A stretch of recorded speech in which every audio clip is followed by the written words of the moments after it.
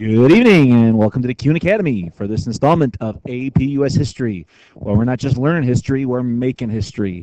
I apologize to you Term 4 students who may listen to this someday for the Christmas music there, but when I'm recording this, it's December 1st and Christmas is on our minds. That's Brenda Lee rocking around the Christmas tree, released in 1958. So no better song to kick off the 50s than a little rocking around the Christmas tree from Home Alone fame. Okay, so looking at the 50s, just get a quick overview to hopefully make the text make a little more sense to you, because we're really just going to be able to spend a day on this topic and not much more.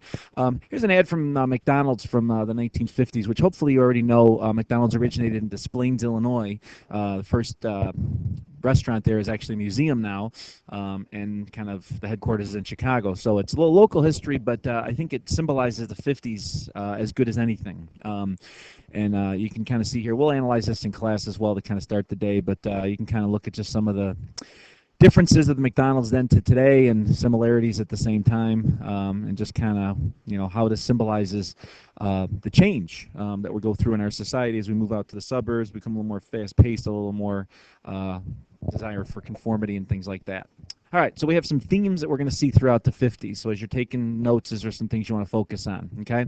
The big one is consensus versus conformity, all right? So where people agree and have consensus, everybody kind of thinking along the same lines, okay? Conformity, everybody conforming together, having a shared culture. So like a McDonald's, where you're going to have hamburgers in New York, Los Angeles, and Chicago be the same. We're starting to make America a very similar culture, sort of lose some of that regional identity, if you will, okay? Also in this time, you see some non-conformity. You start to see people challenge the system, okay, go against the traditional work roles, gender roles, race roles, and things like that. The most famous one you'll hear about is something called the beatniks, okay? You start to see consumerism really take off. With the advent of the television, you start to see mass production of advertising, okay? And different ways to try and sell things to people, and similar to the 20s, where we see this consumer culture emerge, where all these new things we want to have. We got to have the 2 cars, we got to have the house in the suburbs, the television, the washing machine, the dishwasher, okay, the lawnmower, all these kinds of things that we're mass producing and able to, perfect in the war and now sell to consumers throughout the 50s. You see a birth of the civil rights movement. We'll talk more about that on Thursday or later in the week, depending on when you're watching this. And then it's dominated by Eisenhower in the decade. He wins both the election in 52 and 56, and he has a phrase kind of called dynamic conservatism. We know conservatism to mean clinging to the past and resisting change and going back to the way things used to be, all right? And we've just finished an Eisenhower-Truman era that was very liberal, a lot of change, a lot of big government, a lot of new programs helping others and things like that. So Eisenhower's dynamic conservatism was to be liberal with human beings, okay, to try and promote more equal rights and civil rights and things like that, but conservative economically, okay, not spend as much money, not as high taxes, things like that. And then we see the Cold War really take off as the Korean War ends, the heightened tensions between the Russians and the Americans hits its peak here in the 50s. All right? So when we look at consensus and conformity, you're going to see the growth of the suburbs. All right, the suburb to know is Levittown. There's actually a Levittown, New York. There's Levittown, New Jersey. Basically, it was a home builder that decided to mass produce houses for the veterans coming back from World War II. All right, and this is the height of the baby boom also. So he's going to start building homes in mass quantities, 2-bedroom houses for soldiers to come back, get away from the city, escape sort of the dirtiness, uncleanliness of it, the congestion and things, and move out to the suburbs and kind of own a home, which for a lot of people had never happened before.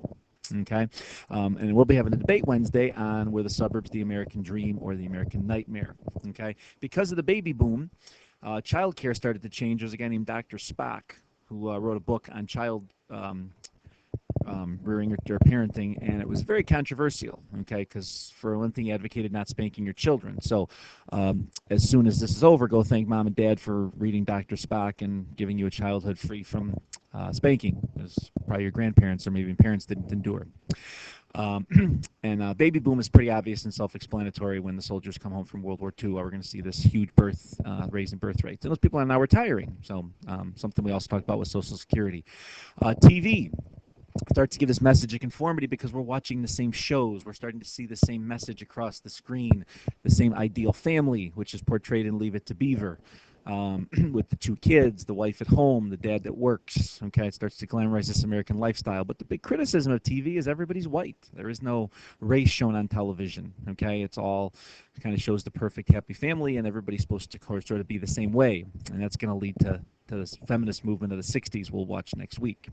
And then Honeymooners is just kind of one of my favorites. You can YouTube an episode of that, but basically it's this bus driver that has this constant dream of getting rich and coming up with these schemes to take advantage of all these new inventions in this new economy and get out of the apartments in Brooklyn and move out to the suburbs of Long Island, which he's never able to do, but just more of a goofy comedy.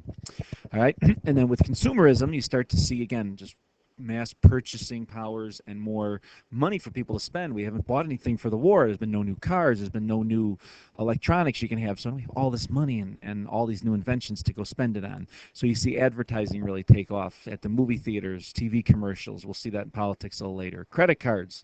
Before, in the 20s, we saw the installment plan where the store would give you a chance to buy it and you would just gradually pay them back for the good. Now we're going to give you a card that lets you go buy anything anywhere and you pay the card back to make purchasing easier. Okay, you obviously probably have one of those, so you know how that works. All right, McDonald's, which really the key word there is a franchise.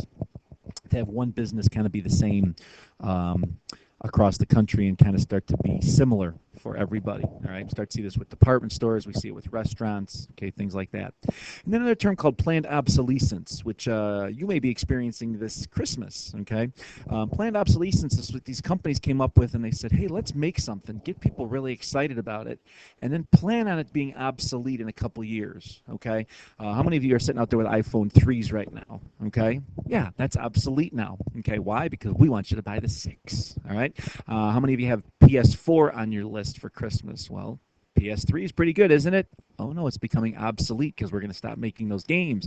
So mommy and daddy, we need PlayStation 4.